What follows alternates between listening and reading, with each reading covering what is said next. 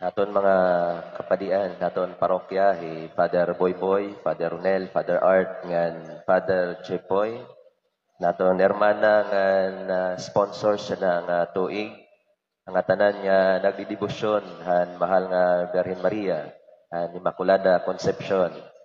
Aton nga tanan yan hiya na nasimba, maupay nga agangan, maupay nga good morning ha aton nga tanan.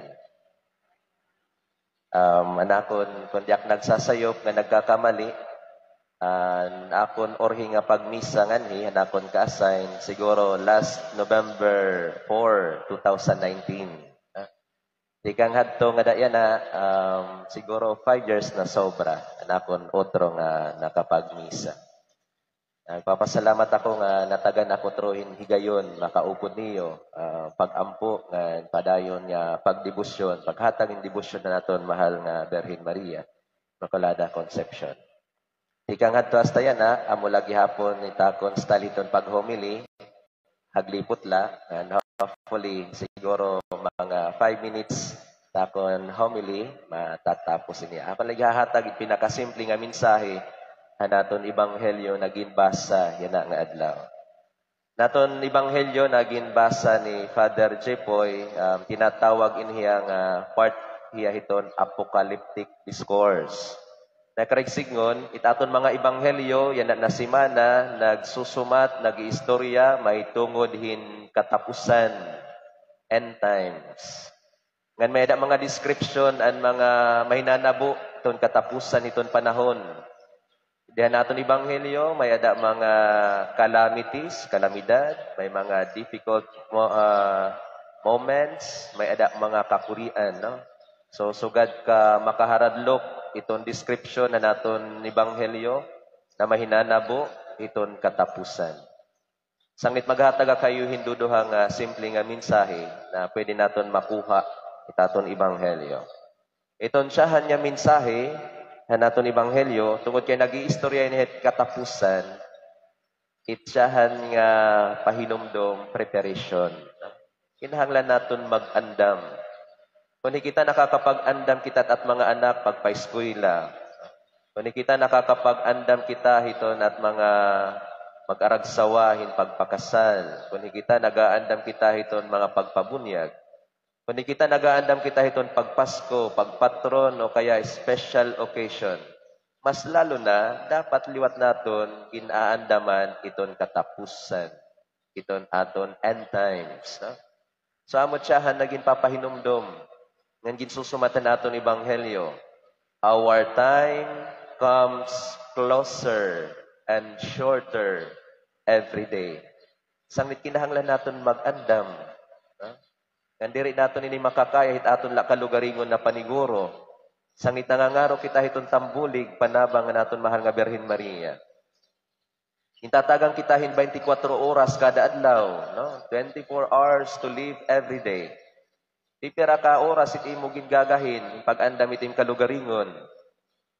Ngan siguro pinakamaupay na pakiana nagbibilin ko ay hit aton siyahan nga mensahe. Do I live my life sinfully? Or do I live my life righteously or faithfully? Siya niya mensahe, preparation. Kaduhangan katapusan nga mensahe hitaton ibanghelyo. Tungod kay ginsusumatan kita kung anot mahinanabo katapusan, sugad hini iton may ada mga kalamidad, may ada mga kakurian, may ada mga pagkukuri, may mga damula na makaharadlok na mga pananawon. Iti kaduha nga mensahe, divine intervention. Kinahanglan naton hin protection, kailangan naton hin direction.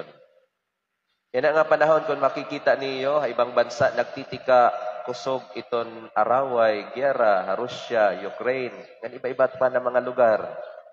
Ngan diri lah ibang bansa nagtitika kusog iton araway.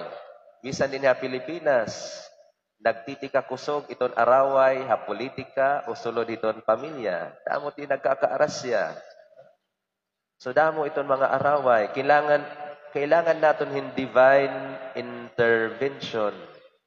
Diri naton kaya panakuson, iningatanan nga samok araway. No? Yan na panahon, nagtitika kusog iton bagyo. No? Naglabay nga bagyo nga Pipito. Atok yan na maslog na ka-assign. Dolores. Banyak nagsasayo, pikang hamaslog pa kan ni, anak biyahe, mga 6 to 7 hours. Kundi ilat yan na bungto iton maslog. Upat pala kabulan dito, akong naging aghat ang mga kabataan, mga elementary, high school. Pagdatungan October, bugos nga bulan ng October, nakatirok ako hin 370 na kabataan, nangangadi in Rosario, adlaw-adlaw, kada gabi, idasing bahan.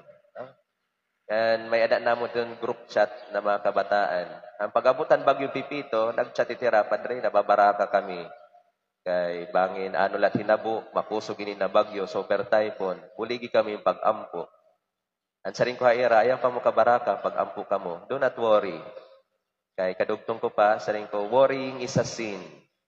It is a sin against trust in the Lord. Ayaw ka mo kabaraka, kay sala itiya, itpagtapod sa Dios. Lugod pag-ampo ka mo. Maluoy, na mga kabataan, sinugot, tag-ampo. Simple lang ang pag-ampo, ang mahal nga Birhen Maria. Salamat sa Dios. And hamaslog, simple lang nga uran-uran, hangin-hangin, natalwas, ang namon bungto, maslog. Ngan haros ang stern sama. So, kailangan natin hin divine intervention, kay damot nagtitidatong, titikaabot na mga problema, kalamidad, and damo na mga pagproiba. Kailangan natin hin protection, kailangan natin hin direction. Kanamo ini tikaduha nga mensahe naton ebanghelyo, nagipapahinomdom yan nga aga.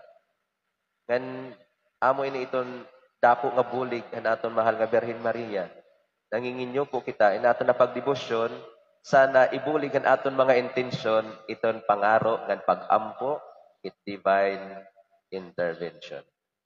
Kanen santo sa misa, pangaro ata ini nga grasya, siyahan the grace of preparation na makag-ukoy kita magtalinguha in pag-ukoy iton kinabuhi nga Dios nun.